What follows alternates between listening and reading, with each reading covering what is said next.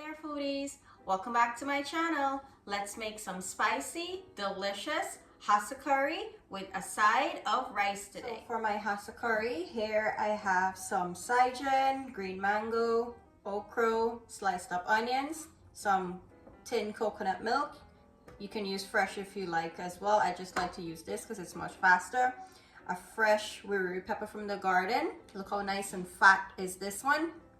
Some cut up tomatoes, and in my bowl here I just have some curry powder, turmeric, a little bit of masala, a little bit of Geera, some bay leaves, a little bit of green seasoning, and I just cut up a small Wiri pepper to fry up the masala with. I like how it flavors the masala when I'm going to do it.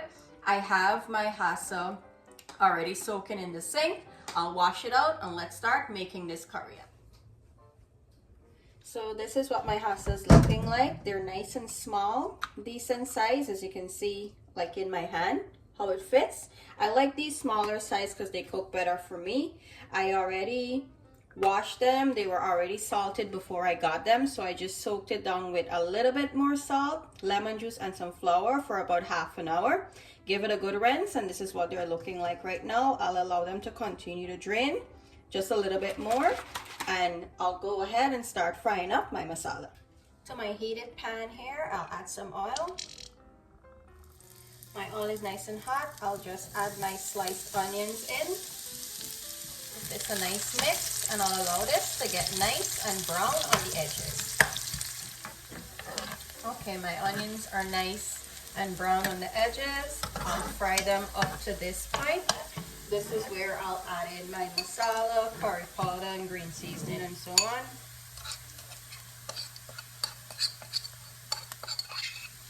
And a little bit of water. Give this a good mix. And I'll add my salt when I throw in my Hassar. So I'm going to let this fry down really well for about 5 to 10 minutes. And then we'll add our Hassar and everything else that needs to go in. Alright, so this is what my masala is looking like. It's nice and fried down.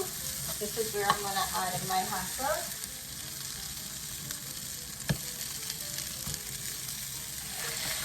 This is a toss-up to cover everything in that good masala.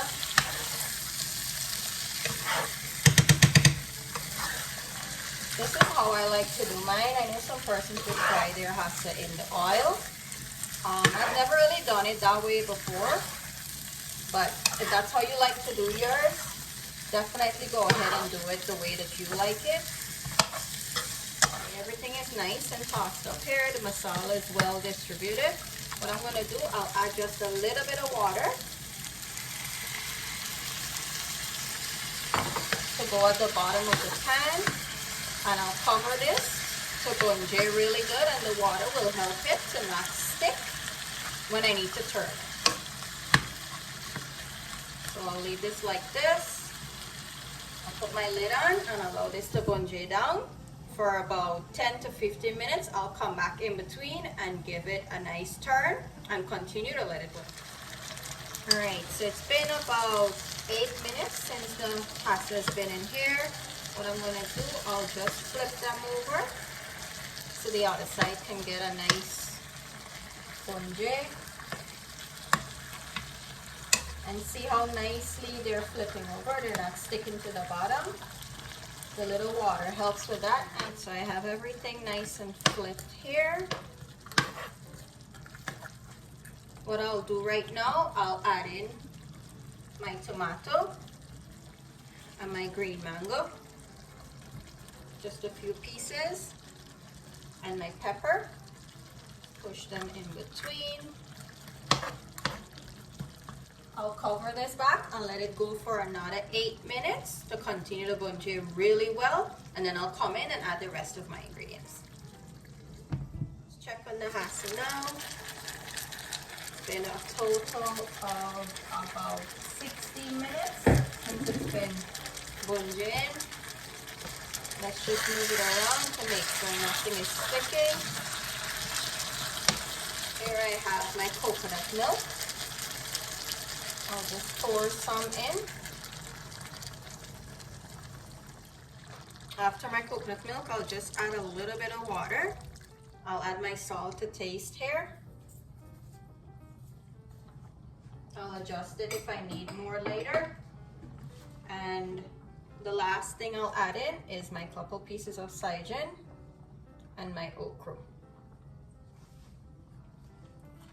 I'll move this around to mix in everything, the masala, coconut milk, the water.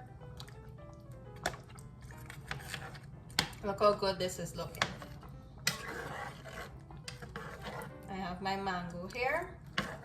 It's getting nice and soft, so that means it's going to melt in really good to the gravy and give it a nice sour-like taste, as well as these pieces of tomatoes will give the gravy a nice flavor.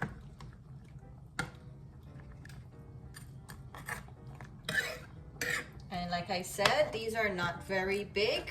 They're medium sized, so they're not going to take very long to cook. I'll put my lid on back and I'll allow this to boil for about 20 to 30 minutes, and then I'll come back and show you how it's looking when it's finished. Okay, so let's see what our Hassar is looking like. Look how good this looks. Everything is nice and cooked. The gravy got nice and somewhat thick. My Saijan sticks are really nice and soft.